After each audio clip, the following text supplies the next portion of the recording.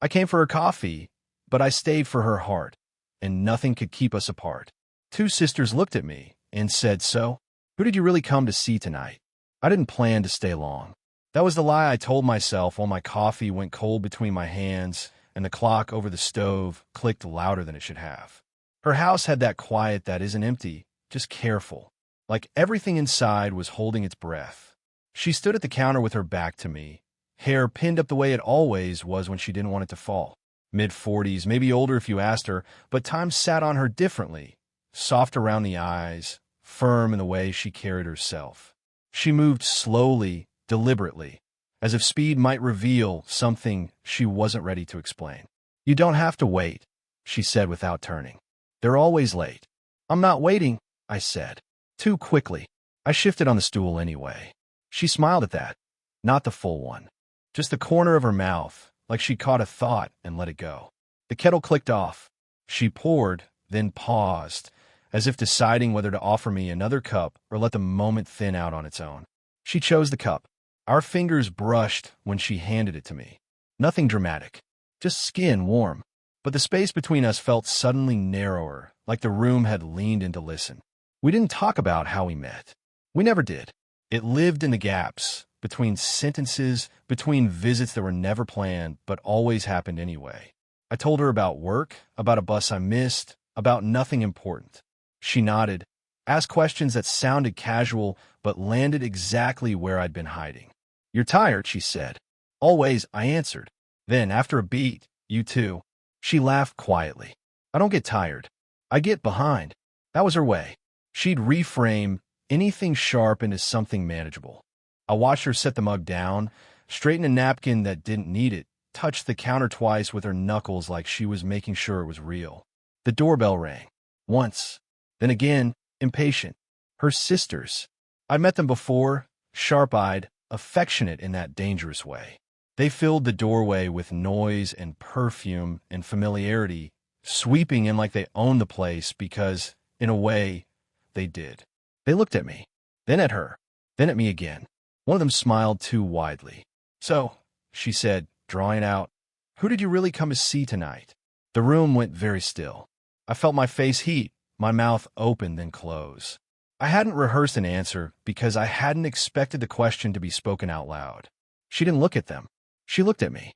There was the risk. Not in the words, but in the waiting. The way she didn't rescue me. The way her hand rested on the back of a chair between us. Close enough that I could see a faint tremor in her fingers. "I came because you invited me," I said finally, hating how thin it sounded.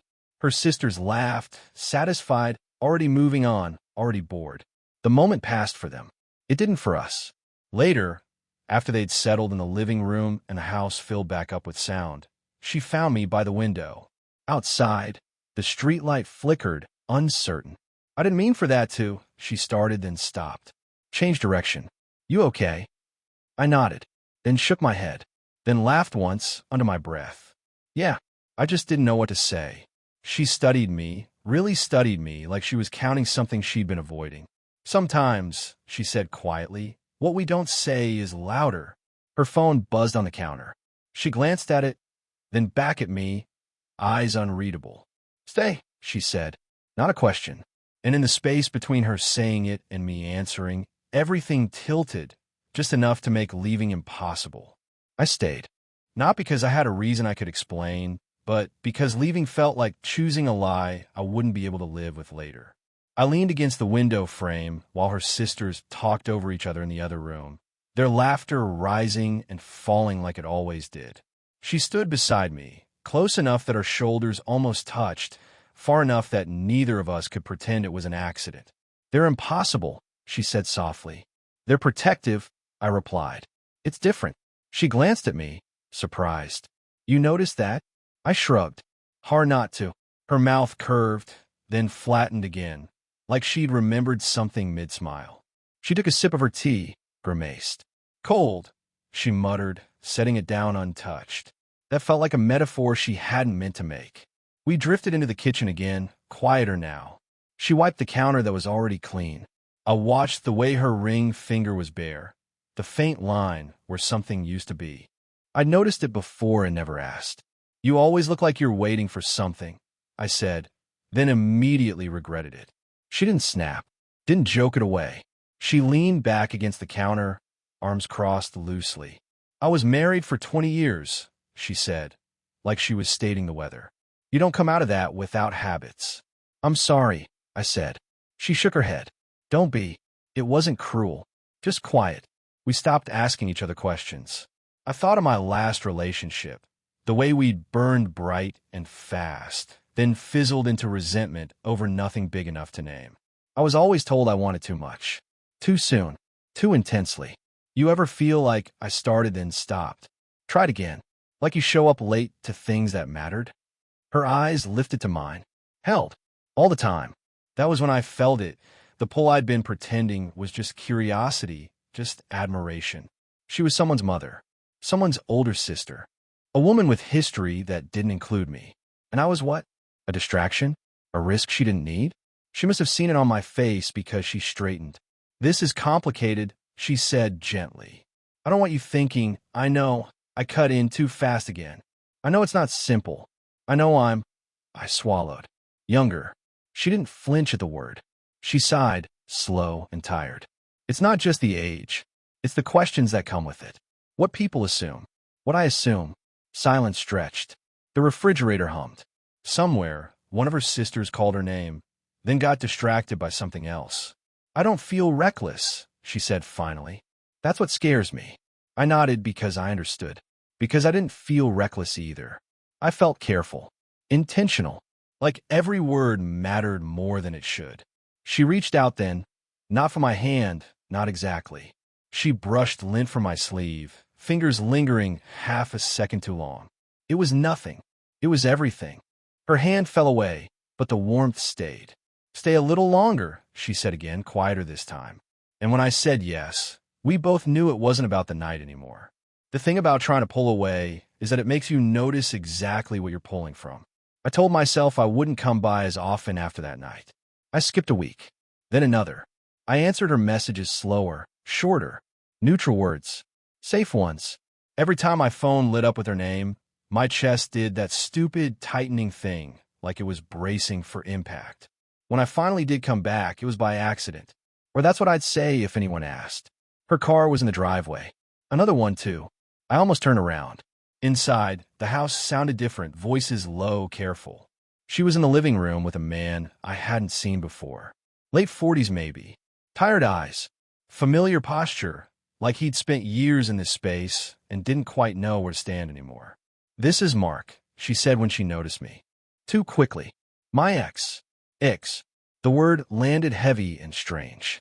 Mark nodded at me, polite in that way that wasn't curious. Assessing, maybe. You're the one who fixes her Wi-Fi, he said. I smiled. Sometimes. He laughed once, short. Figures. She never asked for help unless she trusts you. The air shifted. I felt suddenly aware of my hands, my shoulders, the fact that I was 20-something and standing in a room with history I didn't belong to. She poured coffee, spilled a little, didn't notice. I should go, I said. She looked at me then, really looked, and something flickered. Not panic, something closer to disappointment. You don't have to. Mark checked his watch. I do, he said, already reaching for his coat. To her, softer, text me. When the door closed behind him, the silence felt earned. That was unexpected, I said. She leaned against the arm of the couch, arms folded, like she needed to hold herself in place. He came to pick up some boxes. I forgot to tell you. You don't owe me explanations, I said, even as a part of me wanted exactly that. She nodded, but her eyes stayed on the floor. I don't want to make this harder than it already is. This, I repeated. She inhaled slow. Us. Whatever it is we're pretending isn't happening. The word us hit harder than I expected. I stepped closer. Stopped. There was a line there. Age, circumstance, common sense, and we both knew where it was. She looked up, and for a second, neither of us moved. I could see the faint crease between her brows, the way her breath caught like she was counting. Don't, she whispered. I wasn't, I said. We stood there anyway, close enough that I could smell her perfume, something warm and familiar. My hand lifted without permission, then dropped back to my side. Her fingers brushed mine. By accident, she'd say later. They lingered, then pulled away like she'd been burned. "This is dangerous," she said. "I know." She met my eyes. And I didn't answer. I didn't step back either. From the hallway, her phone buzzed again. She didn't look at it. Neither did I, because in that moment, balance between what we should do and what we were already doing, I realized pulling away might cost more than staying ever could. I didn't mean to watch her like that. But the night she invited people over again, friends, neighbors, someone from work, I found myself standing in the corner of her own living room, holding a drink I hadn't touched, counting how many times she laughed with someone who wasn't me. It surprised me. The sharpness of it. The way my jaw tightened every time another man leaned in to hear her better. The way she tilted her head when she listened. That tilt had started to feel personal. Like something I'd earned just by noticing it. She caught me looking once. Just once. Her smile faltered. Later, when most of the guests had filtered out and the house settled into that late evening quiet, chairs scraped back into place, music turned low, she found me in the kitchen again. We were always ending up there like it was neutral ground. "You've been quiet," she said. "I'm Fina." She raised an eyebrow. Waited. I sighed. "You do this thing," I said, choosing my words badly, "where you disappear when other people are around." Her shoulders stiffened. "I don't disappear. You do for me." There it was, out in the open, ugly and honest. She turned toward the counter, bracing her hands against it. For a moment, I thought she might tell me to leave. Instead, she said, "You don't get to sound like that." "Like what?" "Like you're entitled to something I never promised." That stung because she was right, and because part of me had already made promises in my head she hadn't agreed to. "I'm trying to be careful," she continued, quieter now. "You think I don't notice what this looks like? A woman my age, letting someone like you, someone like me," I repeated, sharper than I meant to. She turned back, eyes flashing. "Young, unattached, still believing you can rearrange your life if you want." "I didn't come here to rearrange anything," I said. Then, after a beat, "I came because I couldn't stop thinking about you." The words hung there, reckless and irreversible. Her breath caught. I saw it.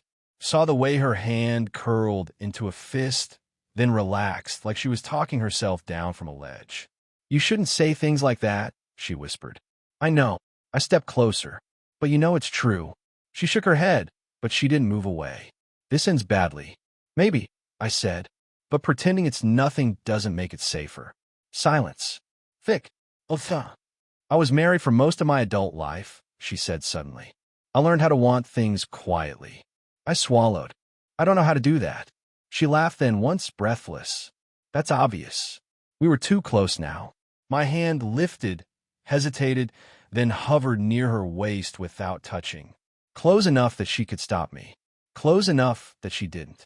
"Tell me to leave," I said. She looked at my mouth, then my eyes. "I can't," she admitted. That was it.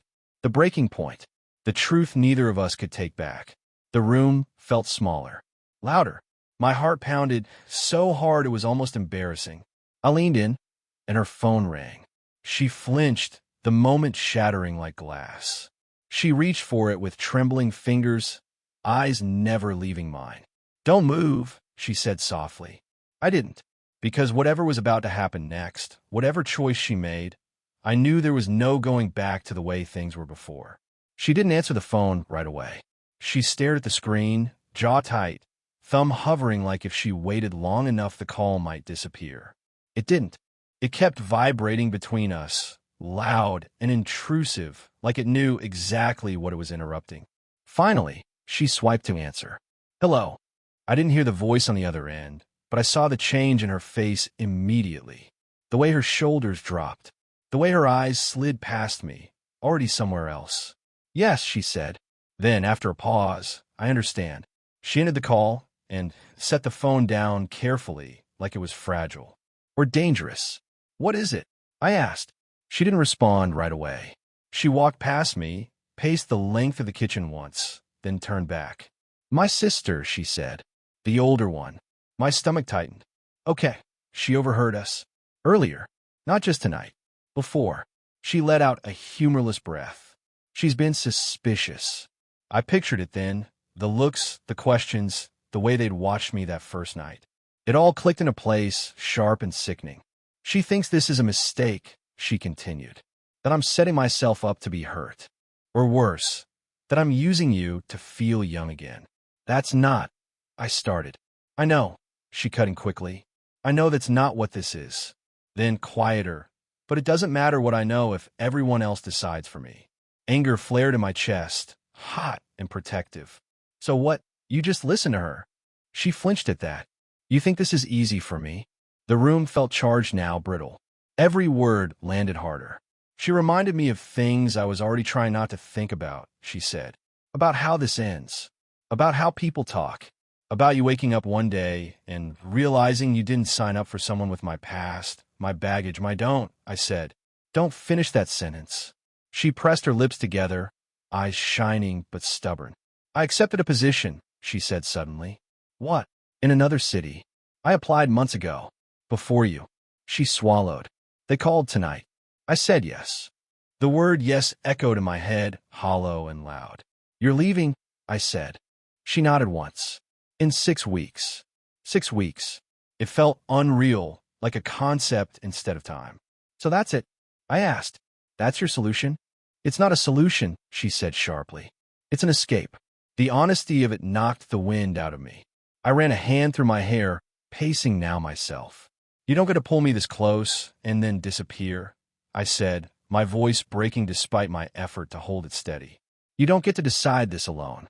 She stepped toward me then, closing the distance fast. That's exactly why I have to. We stood inches apart, both breathing too hard. I could see the conflict written all over her face. Desire tangled with fear, longing strangled by responsibility. I'm trying to protect you, she said. I didn't ask you to. Her hand came up, stopping just short of my chest, like she was afraid to touch me and afraid not to. If we cross this line, she whispered, I won't be able to pretend leaving won't destroy me. My throat tightened. Then don't leave. She closed her eyes, and in that silence, in the space where she could still say no, still turn away, I realized the twist wasn't that she was leaving. It was that she wanted to stay just as badly as I did. And that made everything infinitely more dangerous. I couldn't stop myself. Not really. The living room was empty now, just the soft hum of the heater and the faint echo of distant traffic outside. She stood near the window, arms crossed, looking small and immense all at once. I stepped closer, heart hammering in my chest like it had a life of its own. You don't have to, she said. Quiet, almost a whisper. Her voice carried every warning she'd ever given herself. Every lesson. Every reason to step back. I know, I said.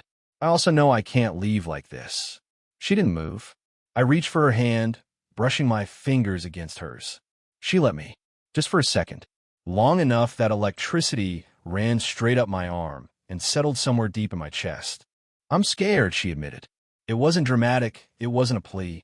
Just a truth laid bare, fragile and trembling. So am I. The honesty between us grew heavier with each breath, and suddenly the walls I'd been telling myself to respect felt meaningless. She leaned slightly into me, not fully, not yet, but enough that I knew she wanted this too. Maybe more than she could admit. I shouldn't, she said again, voice breaking. Everything about this, it's not simple. I have a life, responsibilities, people who trust me. You're so young. You deserve more than me, than this. Then let me be selfish for once, I said. Let me choose this. Choose you. She closed her eyes. A shiver ran through her shoulders, tiny and human. I could see the weight of decades of caution, fear, and regret pressing down, and yet she didn't pull away. Not entirely. I don't know if I can, she said. I stepped closer until there was no space between us. My thumb brushed her jaw, careful, gentle. Then don't decide yet. Just stay here, with me. Now. Her lips parted, a breath caught, and I could see every unspoken thought. Desire, fear, longing, hesitation. And then she leaned in, not fully committing, but close enough that I could feel her warmth, her heartbeat, sync with mine. We stayed like that for a long moment. A silence filled with possibility and terror. Everything we had been afraid to say now hanging between us, heavy and beautiful. "I'm not good at this," she murmured. "I don't care," I said. "Neither am I." She laughed softly, shaky, and I laughed too. Not because it was funny, but because it was human, real, messy, perfectly flawed. Finally, she rested her forehead against mine, closing the gap that had felt impossible for so long. "We'll figure it out," she whispered. "We will," I agreed. And for the first time in months, maybe years, everything made sense, even if only for a moment. Even if the future was uncertain. Even if the world outside still demanded caution and rules. I kissed her temple, careful, reverent, as if holding onto that moment could keep it from slipping away. She smiled against me, eyes closed, and I knew we had crossed a line. There was no going back, not really. But whether it led to happiness or heartbreak, I didn't care. Because for now, we were together. And sometimes that was enough. The morning after, the world felt quieter than usual. The sun slanted through the blinds, soft and warm, falling across the floor like it was giving us permission to exist here, in this suspended moment between past and future. She was already awake when I opened my eyes, sitting cross-legged on the rug, mug in hand, hair loose around her shoulders. She looked younger and older at the same time. Every line on her face a story I wanted to read. I wanted to memorize her entirely, but instead I stayed quiet, just watching. "You're awake," she said, voice still husky from sleep. "I couldn't sleep," I admitted. "Too much on my mind." She smiled faintly. "Me too." We didn't need to say more. The space between us carried all the words. The risk we'd taken, the confessions, the near misses, the stolen moments. It was ours. Everything outside could wait. We spent the morning slowly, with small gestures that felt monumental. She poured coffee while I set the table. Our fingers brushed often enough to make the world shrink. Laughter came easy, unforced, like it had been hiding under layers of caution for years, just waiting for permission. Somewhere in that quiet, I realized that love didn't have to be perfect to matter. It didn't need a timeline or a guarantee. It simply needed acknowledgement, presence, the willingness to face the risk. We had chosen that, messy as it was. Later, she took my hand and led me to the window. Outside, the street was ordinary, the day routine. Yet standing there, fingers intertwined, everything looked extraordinary. "Whatever happens next," she said, her thumb brushing mine, "we'll face it together. No more pretending. No more waiting." I nodded. No more waiting. And somehow, in that promise, so fragile, so tentative, I felt a sense of completion. Not the neat kind that ties every loose end, but the real kind that lingers, that leaves a warm ache of understanding and possibility. We didn't know what the future held. She might leave for that new job. Life might throw obstacles we couldn't predict. But for the first time, it didn't feel like fear dictated our choices. Desire, care, honesty, they were louder now. Enough to risk everything. I leaned my forehead to hers. She laughed softly, and the sound was ours alone. I whispered, "Together." "Together," she repeated.